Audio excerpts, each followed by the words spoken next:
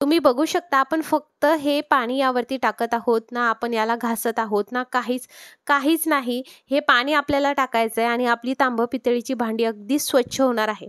जर तुम्हाला पाणी बनवायचं नसेल तर फक्त ही घरच्या घरी पावडर बनवा. अहो, तुम्हाला मार्केटमधनं जी पावडर मिळते ती विकत आणायची सुद्धा गरज नाही. ज्या गोष्टी आपल्या घरामध्ये आहेत ना उपलब्ध, त्या गोष्टींचाच वापर करून आपण आपली घरातली जी तांबं पितळीची भांडी आहेत ती स्वच्छ करणार आहोत. नमस्कार, मी प्राजक्ता तुम्हा सर्वांचं खूप खूप स्वागत करते आणखी एका नवीन व्हिडिओमध्ये.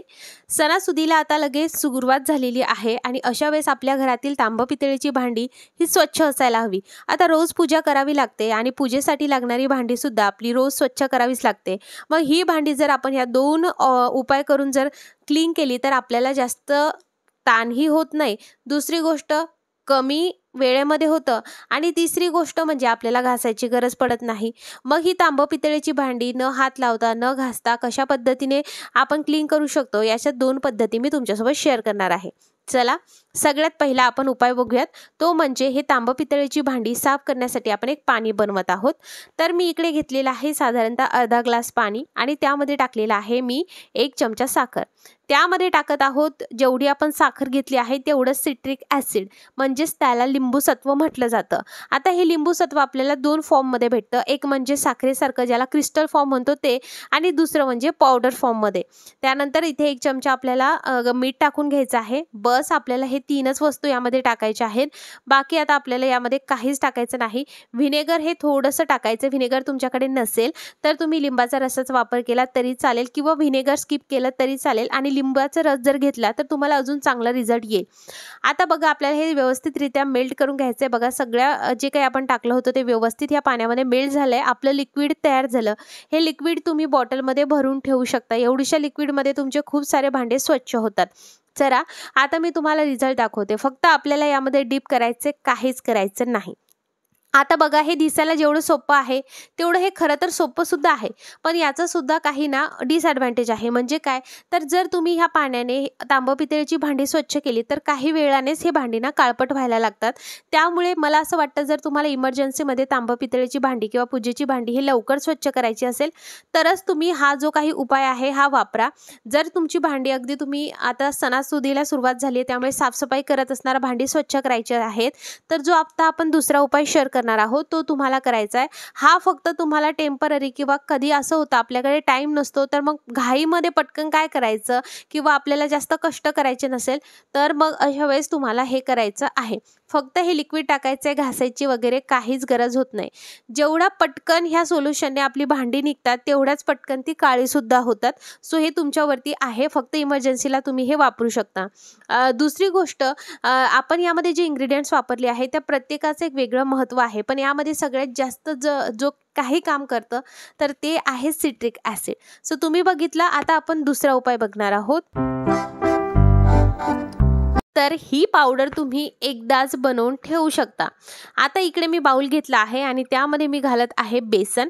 बेसन म्हणजे आता इथे मी 3 चमचे घेत आहे. तुम्ही बेसन हे कमी जास्त करू शकता. किती पावडर तुम्हाला बनवायचं आहे त्या हिशोबाने. त्यानंतर मी 3 चमचे बेसनसाठी इकडे घेतलेला आहे. 1 चमचा मीठ, जे खायचं मीठ आहे ते घेतलेलं आहे. त्यानंतर आपल्याला इकडे टाकायचं 1 मोठा चमचा बेकिंग सोडा आणि जर बेकिंग पावडर तुमच्याकडे असेल तर अर्धा चमचा बेकिंग पावडर यामध्ये तुम्ही नक्की घाला. यामध्ये आपण जेही इन्ग्रेडियंट्स घालत आहोत ही फक्त पावडर फॉर्ममध्ये सुद्धा तुम्ही हवाबंद डब्यात ठेवू शकता किंवा पेस्ट करून सुद्धा तुम्ही वापरू शकता. दोन्ही फॉर्ममध्ये वापरू शकता. 2 मोठे चमचे सिट्रिक ॲसिड घ्यायचं आहे, जे की लिंबूसत्व मी तुम्हाला आधी सांगितलं ते. बघा मी पावडर फॉर्ममध्ये यामध्ये टाकलं. एक साखरेसारखं सुद्धा असं मिळतं. आपण आता इकडे पावडर बनवते त्यामुळे मी पावडरचाच वापर केलेला आहे. बस ही पावडर मिक्स करायची. आपली पावडर तयार झालेली आहे. जर तुम्हाला हे वर्षानुवर्षे वापरायचे असेल तर तुम्ही फ्रीजमध्ये ठेवा, कारण आपण यामध्ये बेसन वापरलं आहे. सो बेसन आपण बाहेर ठेवलं तर काय होतं, त्याला जाळी लागते.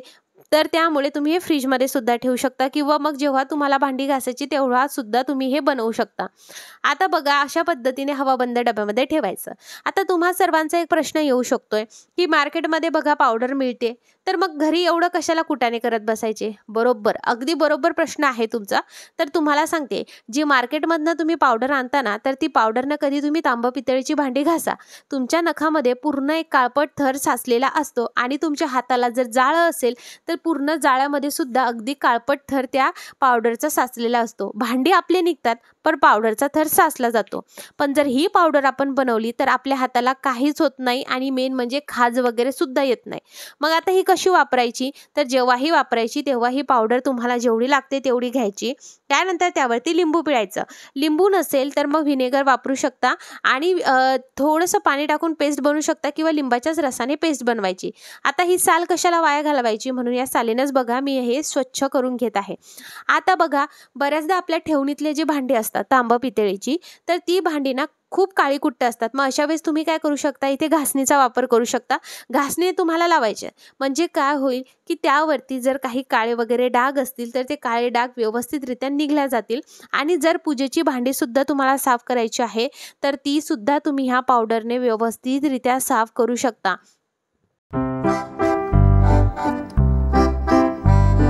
आता बघा, तुमचा अजून एक प्रश्न येऊ शकतो की ही भांडी आपण या पावडरने साफ केल्यानंतर लगेच काळी होतात का?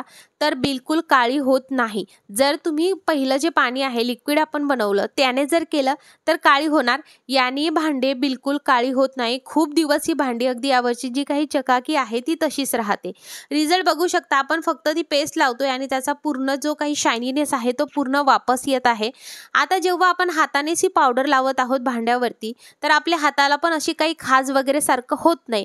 जे की आपण मार्केटमधनं पावडर आणतो त्याने ना असं खाज वगैरे सारखं होतं आणि नंतर सुद्धा आपला हात ना खूप रफ वाटतो. तुम्ही कधी ट्राय केलं असेल तर नक्की करून बघा. एक वेळ ते भांडी घासा आणि नंतर ह्या पावडरने घासून बघा. तुम्हाला खूप तुमचा हात असा रफ दिसेल आणि हाताची तर पूर्ण वाट लागलेली असेल.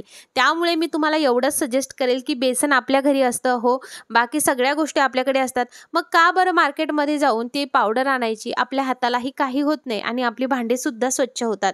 बघा, तुमच्या समोर रिझल्ट आहे, तुम्ही बघू शकता भांडी किती छान पद्धतीने स्वच्छ निघालेली आहे.